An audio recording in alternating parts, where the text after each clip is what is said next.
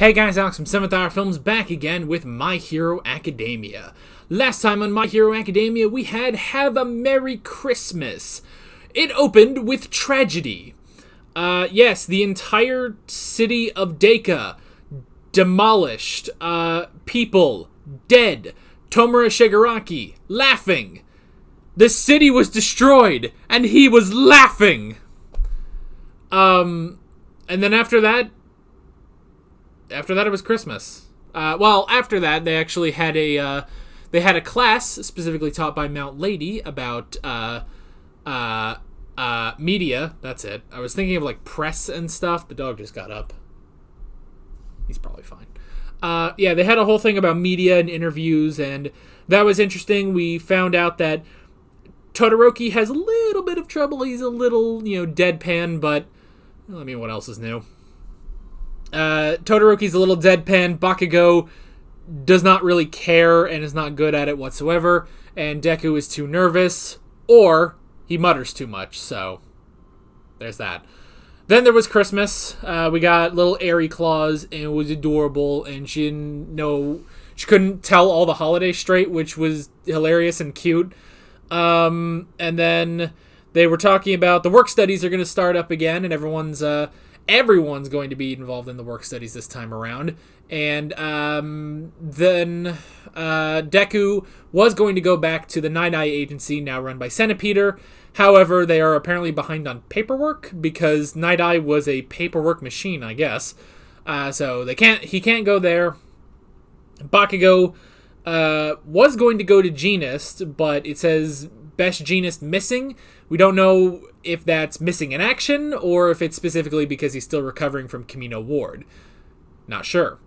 But at the end, Todoroki did offer to Deku and Bakugo to join Todoroki at Endeavor's agency and learn from the number one hero. So, that's going to be pretty crazy.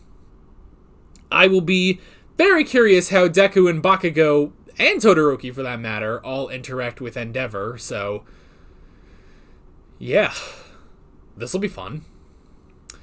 Like always, the reaction is down in the description and in the pinned comment for your viewing pleasure, so let's go ahead and get right into this episode of My Hero Academia. Here we go.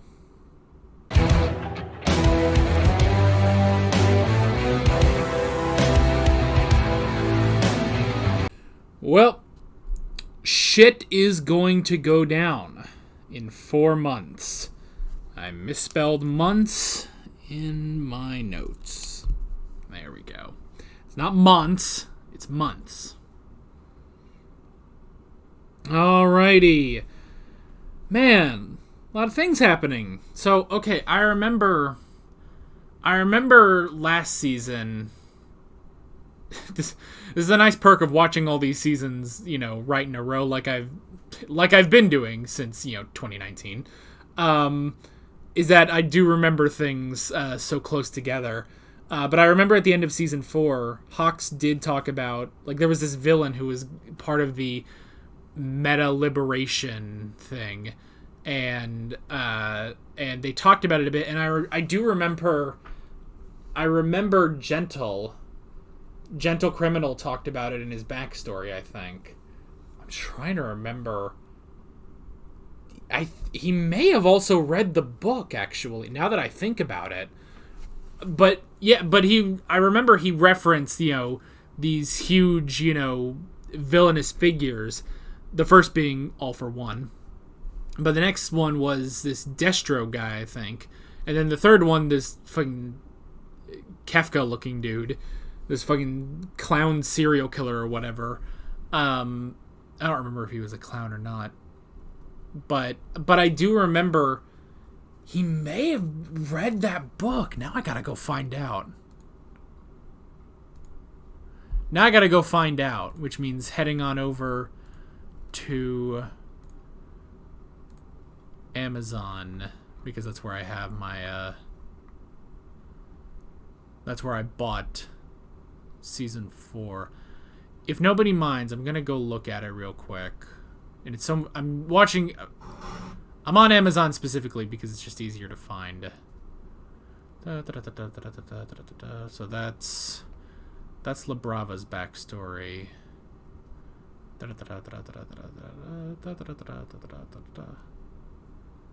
It's about...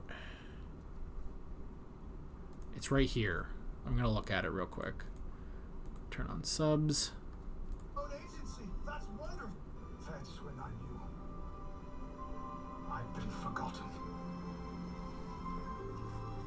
Would I simply grow old and die alone? Poor and pathetic? No. History of supervillainy. Never. Never mind. But he did reference it.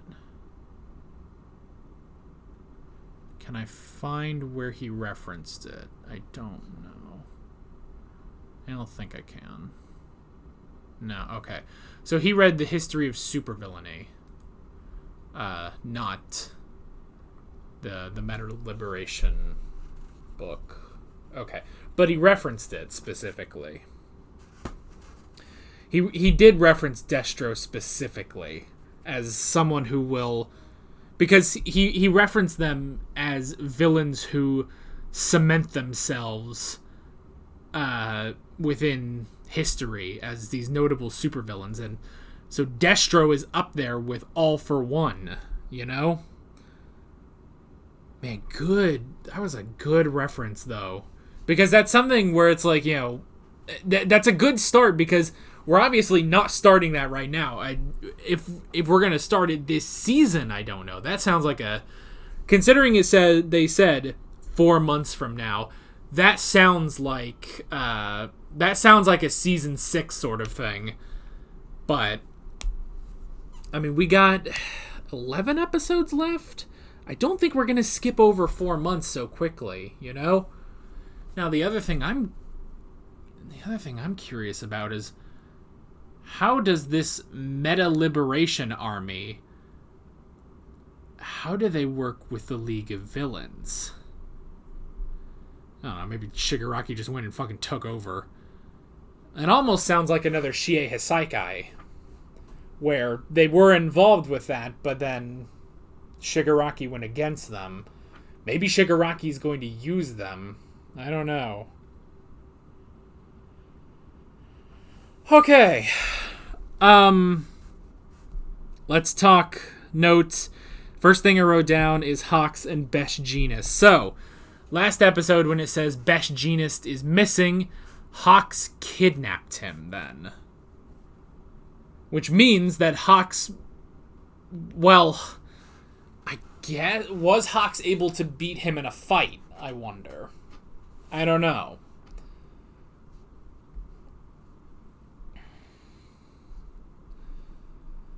I don't know if... I mean, he most likely just got the drop on him. So there's at least that. Best Jeanist, who finally has recovered from Camino Ward, but without one of his lungs. Now, when he says, you know, oh, well, thankfully humans can survive using only one lung, you would think there would be some sort of artificial lung he could get, you know? You would think that would be a thing, especially with all the support gear that they make for heroes. Like, you would think there would be someone with the technology to create an artificial lung for him, you know? But man, that's fucking crazy that he lost a lung.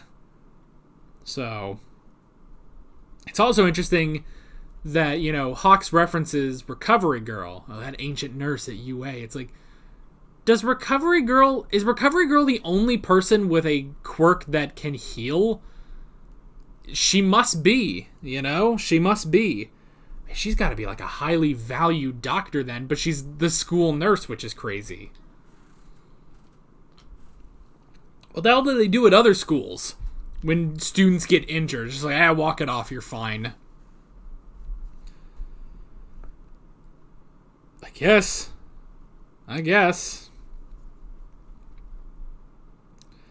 But yeah, so Best Jeanist has been kidnapped by Hawks. It was New Year's Eve.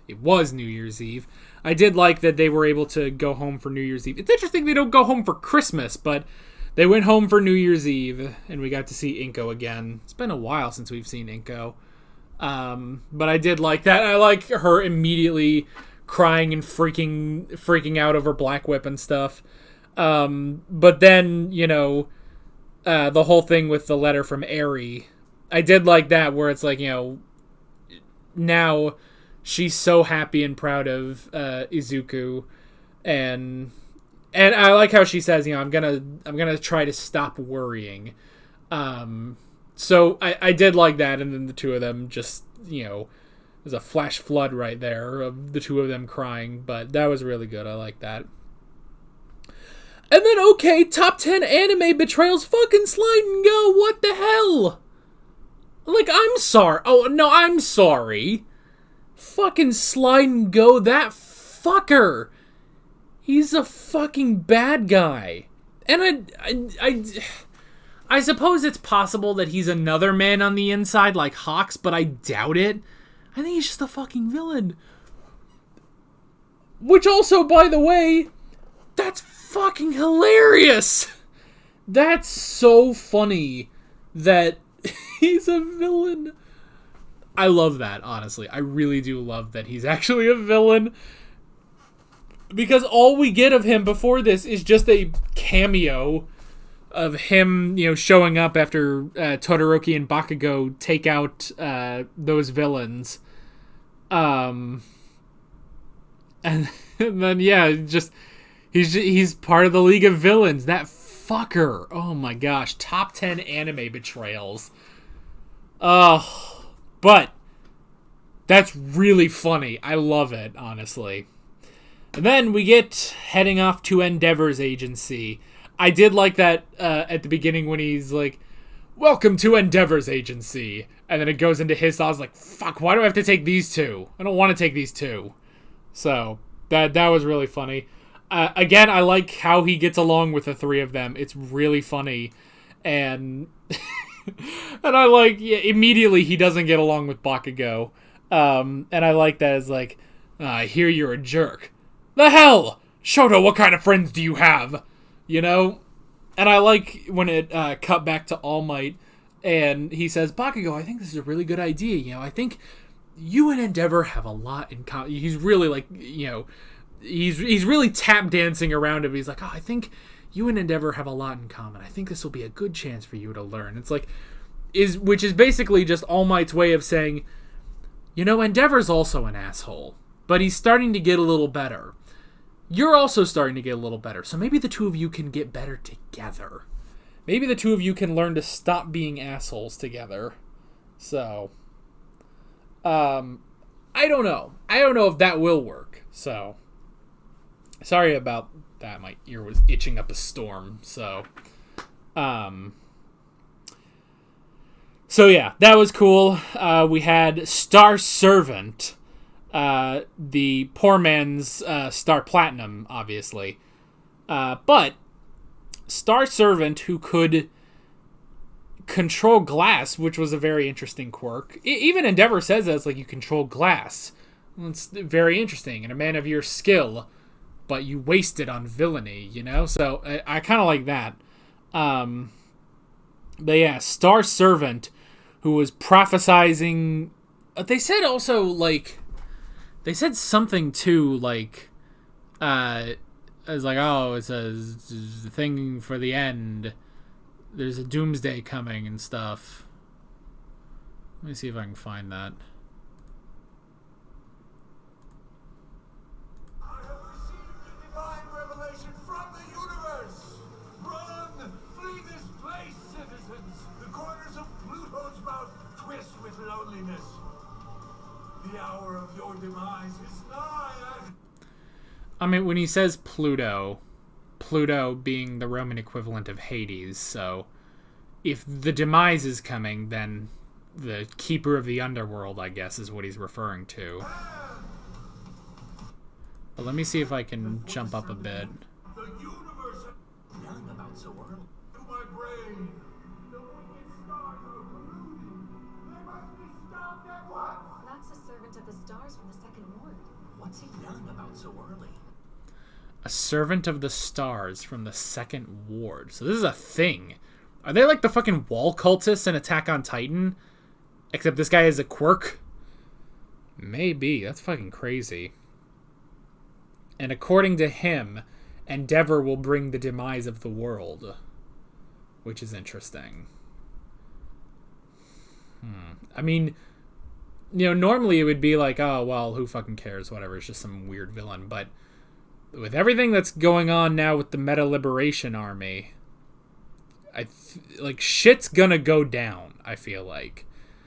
As a side note, I like how they talk about speed in this, that Endeavor started running before the sound of the impact. Like, that's how fucking fast he is, Like, he's that fast. I love how he changes into his hero suit in the flames. Like, that was cool. So I like that. And then, even talking about how fast Hawks is, I thought that was really good. But yeah, so there's the whole thing of the book, and the book that warns of, because, and the main reason that he's pushing this book is for the code, but he did know that he was being watched, so he had extras, to be like, no, I'm just showing this book, but the book had the code. The book had the code for Endeavor to understand. The Meta Liberation Army is coming. They have 100,000 soldiers, and they're going to attack in 4 months. I mean, this is different, This is so different because, I mean, let's face it. Like, we've dealt with villains like, Stain, Shigaraki, and the Vanguard Action Squad. Overhaul and the Shiei Saikai, that was a decent amount of numbers, but this is 100,000 people that are going to attack, and you need more. I mean, you need a lot, and I would. Oh, if I were to guess sequence of events. Is that Hawks figures this out, creates the code for, was it the council or whatever? They decipher it. Thus, because they deciphered it, they want all Hero Corps students to be in work studies, because they're preparing for essentially war. They're preparing for war in 4 months, and if all the work study students get in now, that's 4 months they get to train, basically, with heroes before war breaks out. We are leading to some shit right here. Like, this, it's gonna go down. This is crazy what we're building up to now. And then, at the end, we also did get a glimpse into the Endeavor Agency, which was interesting. Why did I write down he had 100 sidekicks? That's not right. I think I was getting that confused with the 100,000 army. He has 30 sidekicks specifically, which is interesting. They say that he has 100. Damn it, he has 30 sidekicks, because that means he has less sidekicks than Ingenium, because Ingenium said he had 65 sidekicks. So, which does make me wonder, by the way, where Ida's going. I mean, presumably there's still an Ingenium agency, an Ida family agency, but there's currently no Ingenium running it. There's a good question. I would like to see Ida at a work study, So, but yeah. But that was interesting, just seeing the inside of Endeavor's agency and all the sidekicks and stuff. And it's like, oh, and this is, we get so many calls, Oh, they said they had 100 requests a day, which is why, that's probably where I got confused there. But yeah, but they all specifically wait for Endeavor's orders, which is interesting. So yeah, I like that. But yeah, we're building up to something crazy, I think, between the whole thing with the Star Servant and this whole Meta Liberation Army thing, plus Shigaraki. Like, this is going to be pretty crazy, I think. So, but it definitely sounds like something we'll be doing in season 6. Who knows? Maybe all of season 6 is a fucking war arc. Oh, that's so fun. That's so weird to think about, because we've been doing heroes. So the idea of a war, going up against 100,000 people, presumably all with their own unique quirks. That's just gonna be fucking weird, man. Oh, man, that's gonna be so different, I feel like, than what we're used to on My Hero Academia, But I'm up for it. But again, I would imagine that the rest of, especially mainly because they say it'll be 4 months from now, maybe that could be like the end of season 5 is it begins leading into season 6. But that definitely sounds like a season 6 sort of thing. So yeah. So there's that. There is that. And right now I would imagine we're going to be doing like research and stuff about like looking into it, like building up to it with Endeavor's agency.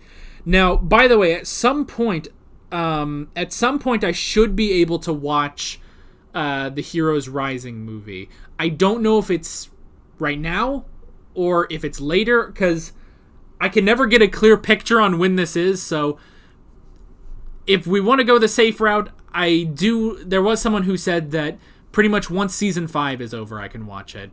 But yeah, I don't know specifically when this movie is supposed to take place, but I know it's somewhere around now, basically.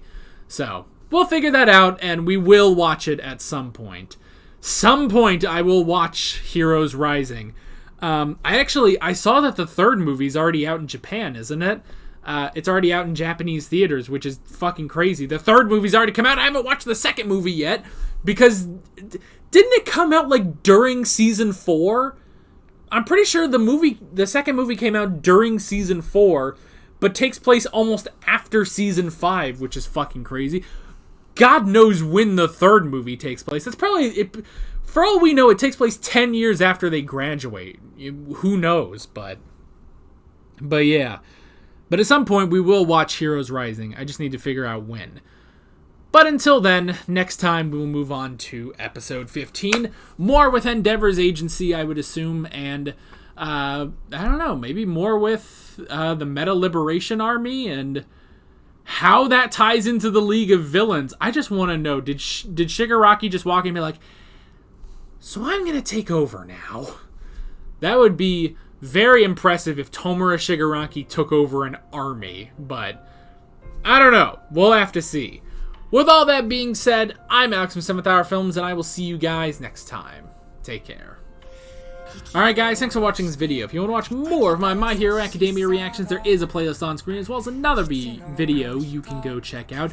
There's also a subscribe button and a Patreon button on screen, as well as other links in the description if you want to go check out any of those. See you guys later.